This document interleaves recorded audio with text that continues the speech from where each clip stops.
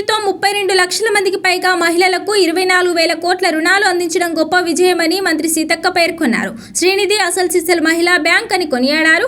తెలంగాణ మహిళలకు శ్రీనిధి ఒక నమ్మకమైన బ్యాంక్ ఎదగాలని ఆకాంక్షించారు. తెలంగాణ శ్రీనిధి మోడల్ని ఇతర రాష్ట్రాలు కూడా అనుసరిస్తున్నాయని చెప్పారు. ప్రజాభవన్లో శ్రీనిధి వార్షిక కార్యాచరణ ప్రణాళిక అమలు కార్యక్రమం నిర్వహించారు. శ్రీనిధి ఉద్యోగులంతా కలిసి శ్రీనిధి స్టాఫ్ వెల్ఫేర్ అసోసియేషన్ ఏర్పాటు చేసుకోగా మంత్రి సీతక్క అభినందించారు. ఈ సందర్భంగా మంత్రి సీతక్క మాట్లాడారు. సంఘం ఉద్యోగులను ఐక్యం చేయడమే కాకుండా హక్కులతో పాటు బాధ్యతలను కూడా గుర్తు చేస్తుందని పేర్కొన్నారు. ఉద్యోగులు తమ ప్రయోజనాలతో పాటు లక్షలాది మహిళల ఆర్థిక సంక్షేమాన్ని కాపాడాలని కోరారు.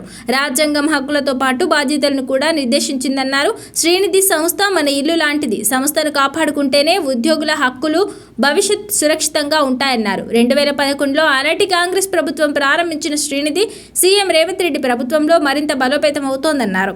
మైక్రో ఫైనాన్స్ సంస్థలు అధిక వడ్డీ వ్యాపారుల బారిన పడుతున్న మహిళలను ఆదుకోవడానికే శ్రీనిధి ఏర్పాటు చేశామని తెలిపారు. మహిళల అభివృద్ధి తెలంగాణ అభివృద్ధి అనే నమ్మకంతో ప్రభుత్వం ముందుకు సాగుతోందని తెలిపారు.